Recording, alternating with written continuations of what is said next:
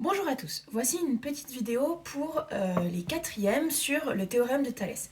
Le théorème de Thalès, vous allez le voir, ça ressemble beaucoup au théorème de Pythagore dans l'idée, c'est-à-dire que c'est pas les mêmes formules, mais dans l'idée. Il y a un sens aller au théorème et un sens retour. Le sens aller sert à calculer des longueurs, comme pour Pythagore, et le sens retour, Pythagore, c'était pour montrer que des droites sont perpendiculaires, puisque le but du jeu, c'était de montrer qu'un triangle était rectangle, donc un angle droit. Ici, vous allez montrer que des droites sont parallèles. Voilà, donc c'est un petit peu le copain caché de Pythagore, quoi. Alors, Thalès, qu'est-ce que c'est? C'est un triangle qu'on agrandit. Alors, je vais vous expliquer.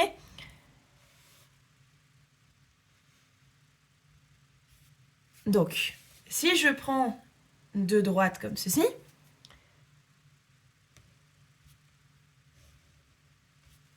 voilà. Je vais placer des points, on va les appeler A, B, C, D, E, hop. Voilà. Ici, ce que dit le théorème de Thalès, c'est que si ces droites sont parallèles, en réalité, ABE n'est que le triangle réduit de ACD. Ou inversement, ACD est le triangle agrandi de ABE. C'est-à-dire que si je cache ici, hop, j'ai juste grandi mon triangle. Je sais pas comment vous montrer si je cache là. Ce triangle-là, c'est juste un triangle plus grand, une version plus grande de ABE.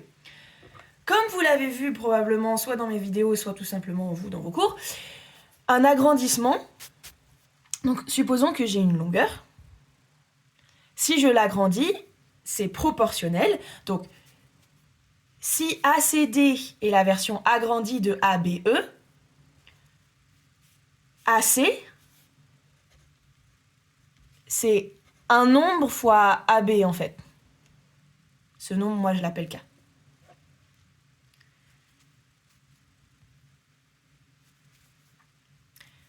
Mais du coup, AD, vu que c'est le même triangle qu'on a agrandi, ça va être le même coefficient d'agrandissement. Donc en fait, c'est quelque chose fois AE. Et pareil, CD, c'est quelque chose fois BE. Puisque c'est le même triangle qu'on a agrandi. Donc on a pris 3 longueurs qu'on a multipliées par le même coefficient, qu'on appelle coefficient d'agrandissement.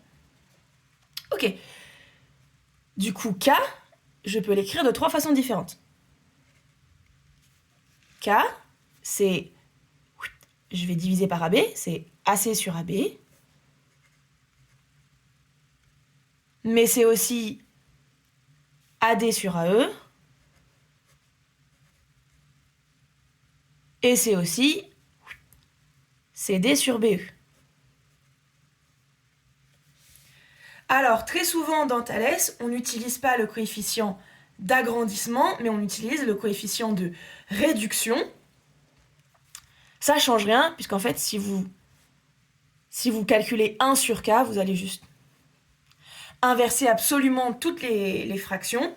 Donc, dans Thalès, ce que vous devez retenir, c'est que les rapports sont égaux, et nous, on vous l'écrit l'inverse de ce que je viens de vous faire. Donc ça, c'est une petite démonstration pour vous expliquer d'où vient Thalès. Maintenant, qu'est-ce que c'est Thalès? Sens aller. Donc le sens aller, ça va vous dire dans l'énoncé, on va vous dire on a BE qui est parallèle à CD. On part des triangles qui sont identiques. Donc on sait que c'est un agrandissement. On sait que les droites sont parallèles. D'après le théorème de Thalès, alors j'ai pas beaucoup d'espace pour que ça rentre dans mon petit écran là, donc TH c'est théorème chez moi. D'après le théorème de Thalès, et donc ce qu'on vous apprend, vous partez toujours du sommet et vous allez faire c'est le petit sur le grand. En fait, vous inversez toutes les fractions que j'ai écrites là-haut, puisque moi j'ai pris encore une fois le coefficient d'agrandissement. Vous, on vous donne le coefficient de réduction. Donc c'est parti. Le petit sur le grand égale le petit sur le grand. Vous partez toujours de A, hein. Donc c'est AC. Voilà. Et ensuite, là c'est le plus simple, le petit sur le grand. Hop, BE sur CD. Ça, c'est Thalès. Alors à quoi ça va vous servir? Ça va vous servir si on vous donne 3 longueurs et il faut me trouver la 4e. Vous avez toujours besoin de 3 longueurs. S'il n'y en a que 2 ou même pire que 1, vous ne pourrez pas faire grand-chose. Donc je vais écrire n'importe quel nombre, on s'en fiche. Supposons que ici j'ai 5, ici j'ai 3 et là j'ai 4. On va vous demander, calculez-moi BC. Alors comment est-ce qu'on fait pour trouver BC ? On va utiliser le théorème de Thalès en utilisant les rapports qui vont bien. Là, pour le coup, vous avez besoin de tous les rapports qui partent de A. Donc, je vais utiliser AE sur AD et je vais utiliser AB, attention, sur AC. Donc, pour trouver BC, il ne faudra pas oublier d'enlever AB à la fin. Hein. Déjà, on va calculer tout AC, toute cette longueur-là. C'est parti. Hop, je relève un peu ma feuille. Alors, AE, c'est 5. Alors, ça, c'est une double flèche qui veut dire équivalent. Ce n'est pas un égal. C'est juste parce que j'ai pas beaucoup de place et que je vais vous voyez le schéma. Vous, sinon, vous écrivez en dessous. D'accord ? Donc, AE, c'est 5. AD, c'est 5 plus 3, puisqu'il faut faire le total. AB, c'est 4. Et AC, c'est ce qu'on cherche. Donc, on le réécrit tel quel. Petit produit en croix. AC, c'est donc 8 fois 4 sur 5.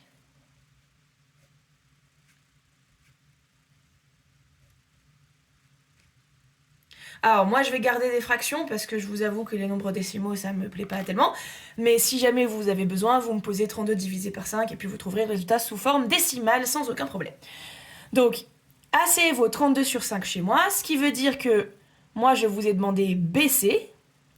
Vous allez donc faire AC moins 4. Oui, je commence à plus avoir d'espace. Alors, hop. Je vais plier un peu là-haut. Je vais essayer de faire en sorte que vous voyez toujours le schéma et que vous voyez quand même ce que je fais. Voilà. Donc, moi, je vous ai demandé BC. BC, c'est donc ce que vous venez de calculer. AC moins AB. Je vais tout mettre évidemment sur 5. Si vous avez du mal, n'oubliez pas que j'ai fait tout un pan de vidéos sur les fractions. Donc 4, il est sur 1. Je vais tout mettre sur le même dénominateur. Je vais donc multiplier cette fraction par 5. Hop.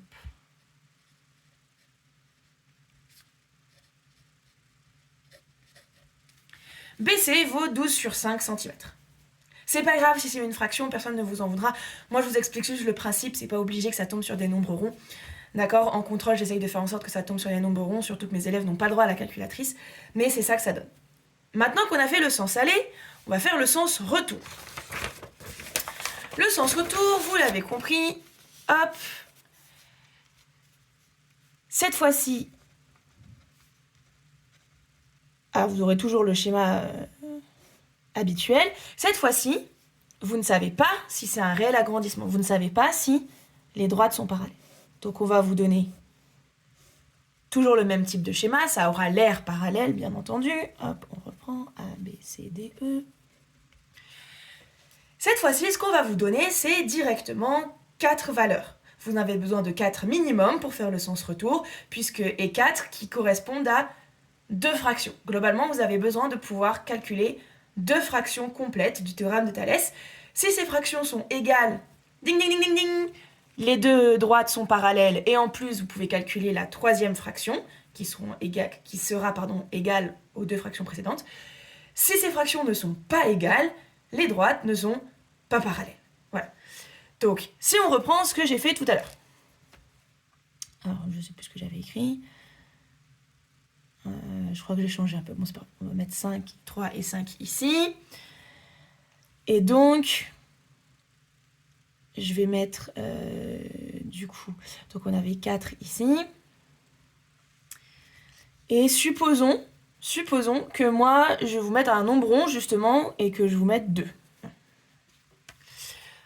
Alors, hop.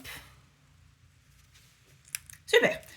Maintenant qu'on a ça, est-ce que ces droites sont parallèles ? Alors, vous avez vu juste avant qu'il y avait des histoires de fractions, donc ça sent pas très bon, mais on s'en fiche de si c'est parallèle ou pas, le but du jeu, c'est uniquement d'expliquer pourquoi. Quand vous faites une réciproque, on calcule d'abord, et on invoque Thalès après.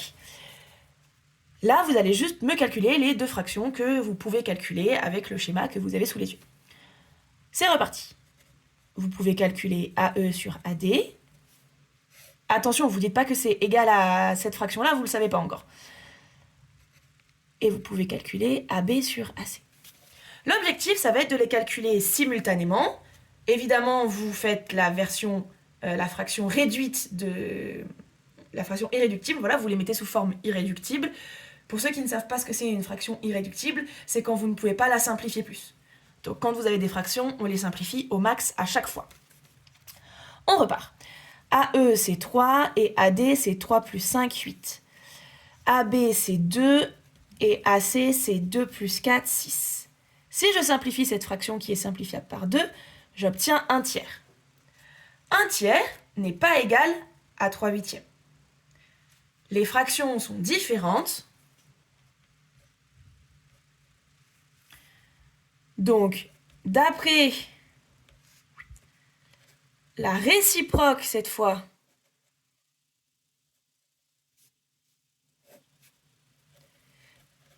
du théorème de Thalès, BE n'est pas parallèle à CD.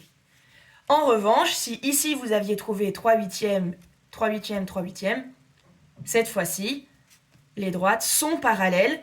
Et supposons qu'on vous ait mis ici, moi j'en sais rien, 10.